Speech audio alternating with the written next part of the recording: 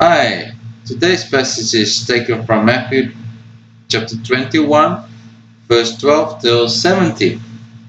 Then Jesus went into the temple of God, drove out all those who bought and sold in the temple, and overturned the tables of the money changers and the seats of those who sold those. Verse 13, and he said to them, It is written, My house shall be called a house of prayer, but you have made it in a den of thieves.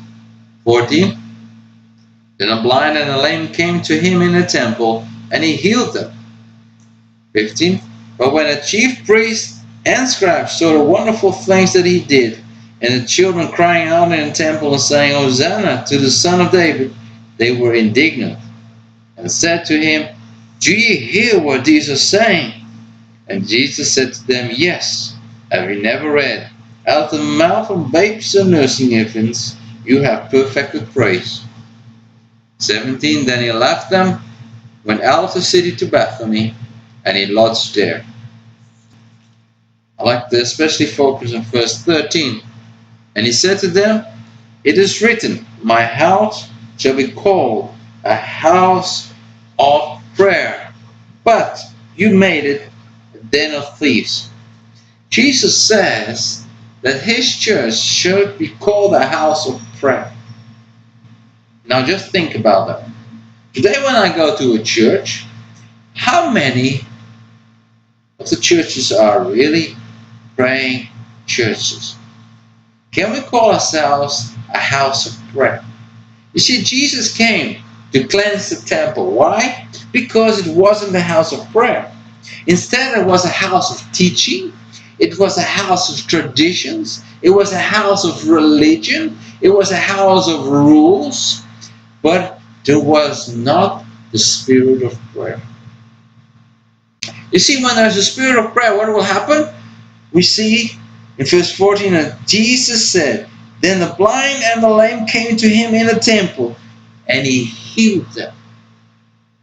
I really believe if we would turn those churches, those buildings, those structures that we have, and we as people, as Christians, start praying, we will see God's glory falling down. And we should see these things taking place, healings. But instead, what do? We're like the scribe. We're so focused on those teachings. Oh, we want more teachings. We don't want to pray. We don't want to worship God. No, we want teachings. Oh, we want that comfortable chairs. We want religion. We want that tradition. But Jesus is saying we are a house of prayer. He's not saying we're a house of religion. We're not a house of teaching. We're not a house of comfort. We're not a house of rules. We're a house of prayer.